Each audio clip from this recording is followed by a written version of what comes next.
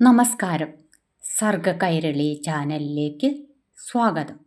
ഇന്ന് രാമായണ കഥ രണ്ടാം ഭാഗം കേൾക്കാം. സമർപ്പണം വിജയാശാന്തൻ, കോമളപുരം. അവതരണം കൃഷ്ണ രാജീവ്, പൂവത്തുശ്ശേരി. പണ്ട് നമ്മുടെ രാജ്യത്ത് സൂര്യവംശജാതനായ ദശരഥൻ എന്ന നാമത്തോടുകൂടി ഒരു രാജാവുണ്ടായിരുന്നു. അദ്ദേഹം ധർമ്മിഷ്ഠനും പ്രജാതൽപരനുമായിരുന്നു.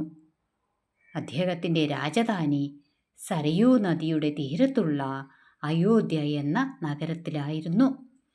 ഈ നഗരത്തിനു ചുറ്റും വൻമതിലുകളും ഗോപുരങ്ങളും ഉണ്ടായിരുന്നു. തങ്കത്താൽ നിർമ്മിതമായ താഴികക്കുടങ്ങളോട് കൂടിയ ഈ ഗോപുരങ്ങളിൽ ആയുധധാരികളായ രാജഭടന്മാർ കാവൽ നിന്നിരുന്നു. രാജകൊട്ടാരം നഗരത്തിൻ്റെ മധ്യത്തിലായിരുന്നു. രാജാവ് തൻ്റെ പുരോഹിതനായ വസിഷ്ഠമുനിയോടും മന്ത്രിമാരോടും കൂടി ആലോചിച്ച് രാജ്യം ഭരിച്ചു. 8 മന്ത്രിമാർ അദ്ദേഹത്തിനുണ്ടായിരുന്നു. എല്ലാവരും രാഷ്ട്രതന്ത്രജ്ഞരും വിദ്യാസമ്പന്നരുമായിരുന്നു. വസിഷ്ഠമുനി ലോകവന്ദ്യനും അഗാധ പണ്ഡിതനുമായിരുന്നു. രാജാവാകട്ടെ പ്രജകളെ സ്വന്തം മക്കളെ പോലെയാണ് പരിപാലിച്ചത്. പ്രജകൾ രാജാവിനെ സ്വപിതാവായി കരുതി സംതൃപ്തിയോടെ ജീവിച്ചു.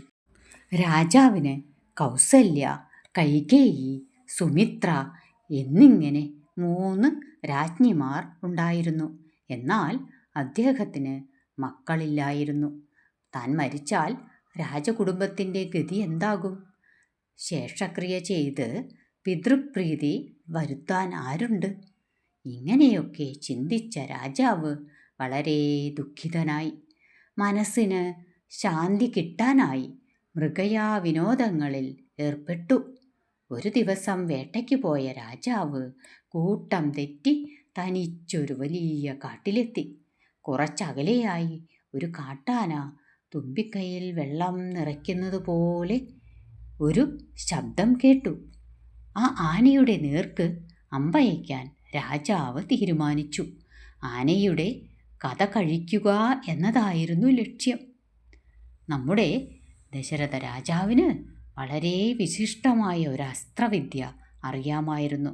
അത് ലക്ഷ്യത്തെ നേരിൽ കാണാതെ തന്നെ ശബ്ദം കേട്ടിടത്ത് അമ്പെയ്ത് കൊള്ളിക്കാം എന്നതായിരുന്നു. ഇങ്ങനെ വിടുന്ന അസ്ത്രത്തിൻ്റെ പേര് ശബ്ദഭേരി എന്നാണ്. അദ്ദേഹം ഈ അസ്ത്രം വില്ലിൽ തൊടുത്തു വലിച്ചു.